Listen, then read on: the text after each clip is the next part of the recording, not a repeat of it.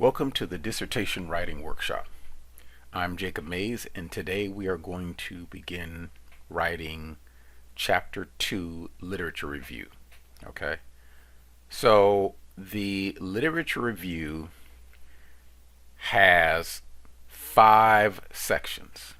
Okay? So, the first section is the introduction. The second major section is the literature search strategy. The third major section is the theoretical foundation or conceptual framework.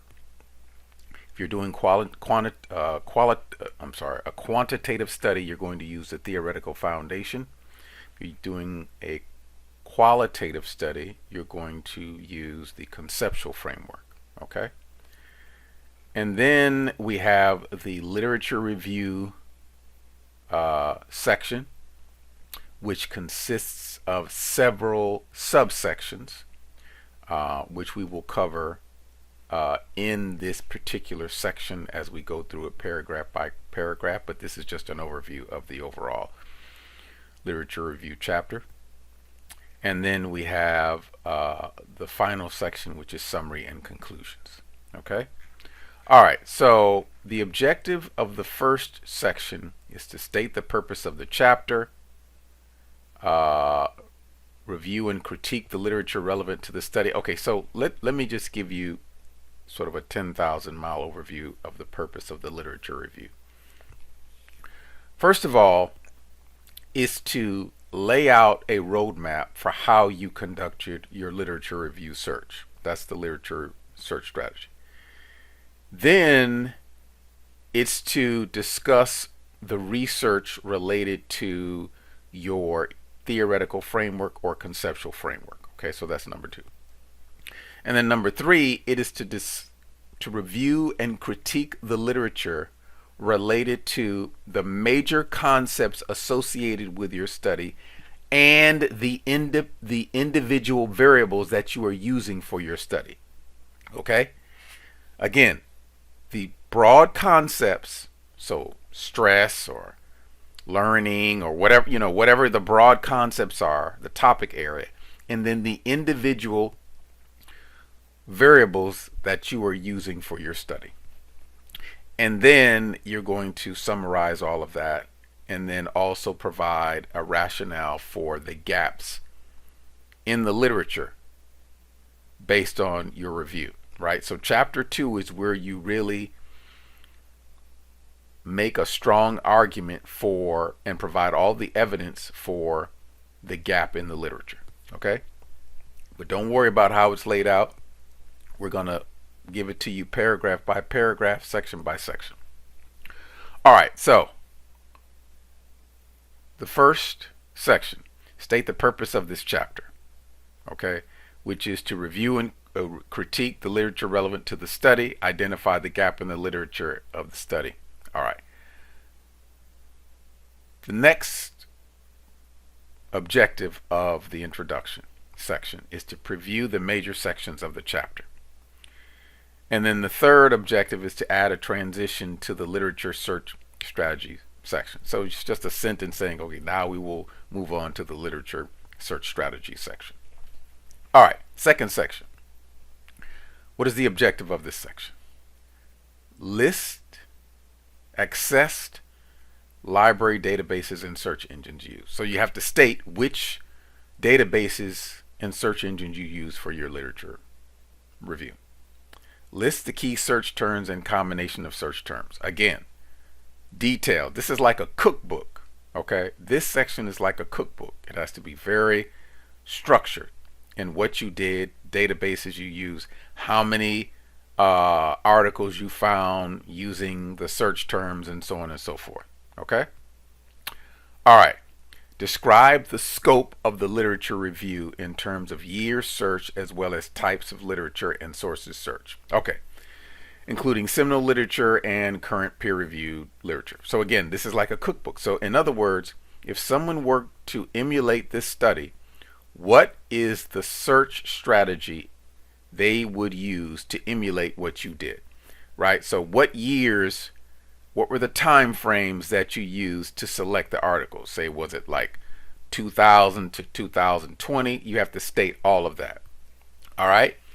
And then in cases where there is little or no research or few dissertations, you have to describe how this was handled. Okay. Generally, that's not going to be the case because there are articles upon articles upon articles. All right. All right. Then we get to the third section, which is either the theoretical foundation for quantitative studies or conceptual framework for qualitative studies. All right. For quantitative studies, name the theory or theories used in the study. Provide the origin or source of the theory. Who created the theory? Was it developed from another theory? All right. That's really what you're getting at here. Third, describe the major components of the theory and or major hypotheses, including delineation of any assumptions appropriate to the application of the theory. All right. So each theory has components. You have to describe those components in detail so that people understand what the theory is and what the components of the theories are and how they work together to create the theory. Then you're going to provide a literature and research-based analysis of how the theory has been applied previously in other research, okay, that are similar to your current study. If you can't find anything similar, it doesn't matter. Just show how the research has been used. You have to give a literature history of how the theory has been used in other studies. Okay? All right.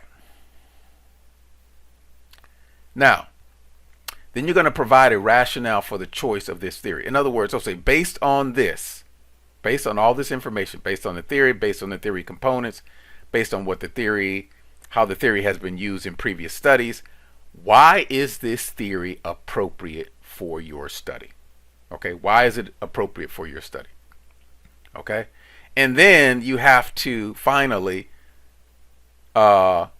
discuss for each research question, how does the theory apply and what are the expectations of the outcome based on the theory for each research question. Okay? All right. Now, for the conceptual framework for qualitative studies, again, you're going to identify and define the concept or phenomena. You're going to synthesize the primary writings by key theorists, philosophers, seminal researchers, and so on and so forth. So again, it's like the quantitative, but you're going to give a history. That's number 2. What is the history? How did this conceptual framework evolve? All right. Next, you're going to provide key statements and definitions inherent in the framework. So what are the components? Okay. And then finally, describe how the concept or phenomena has been applied to previous research and how it applies to your research. Okay. So you know what? Let me do this. Let me just actually break this up, because I want that to be separate. And how the current study benefits.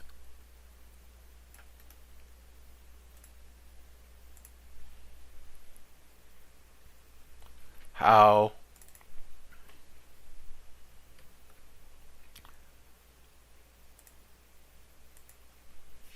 does the current study benefit from this conceptual, from this framework? In other words, how does the conceptual framework apply to your study? Why have you chosen it? Okay, same thing as we did in the quantitative, but we're just doing the same thing for the qualitative. All right. Now, this is the meat and potatoes right here, section 4. The literature review. Okay. Now, this is the literature review related to the key variables in your study or concepts. Now, there are going to be several subsections in this section. You're going to have a subsection for the general overarching concepts, or the topic area, the general topic area, right? So if you're talking about stress, education, if you're talking about recidivism, if you're talking about uh, business management, those are the broad concepts. So you have to provide research on those broad concepts. So all the concepts that are related to your study, you have to provide the literature review. In other words, what has been research that has been conducted on those broad concepts.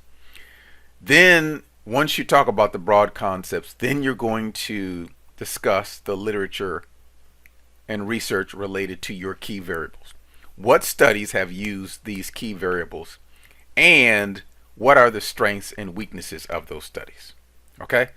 This is not just reporting. This is very important. This section is not just reporting what the literature says. It's also critiquing the literature. You are a scholar, so you have to demonstrate not only that you can understand the research, but that you can critique the research. And let me give you a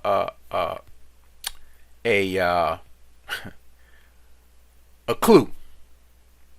Critiques of the research can be found in the limitation sections of the research themselves. Okay? So I just gave you what the weaknesses are for each study. Just look in the limitation section of the research article. There will be the weaknesses of the study. All right. Now, finally, so let's see. So describe the studies related to the constructs of interest and chosen methodology and methods that are consistent with the scope of the study. Describe the researchers in the discipline. Describe ways the researchers in the discipline have approached the problem and the strengths and weaknesses inherent in their approach. Justify from the literature the rationale for selection of the variables and concepts. Review and synthesize studies related to key independent, dependent, and covariate variables to produce a description and explanation of what is known about the variables, what is controversial, and what remains to be studied. All right. And then we come to the summary and conclusions. So the objective of this section is concisely summarize major themes in the literature, summarize what is known as well as what is not known in the discipline related to the topic of study, describe how the present study fills at least one of the gaps in the literature and will extend knowledge in the discipline, provide transition material to connect the gap in the literature to the methods described in Chapter 3. All right? So that is an overview of the Chapter 2 Literature Review chapter. All right? So now let's go and start writing the introduction.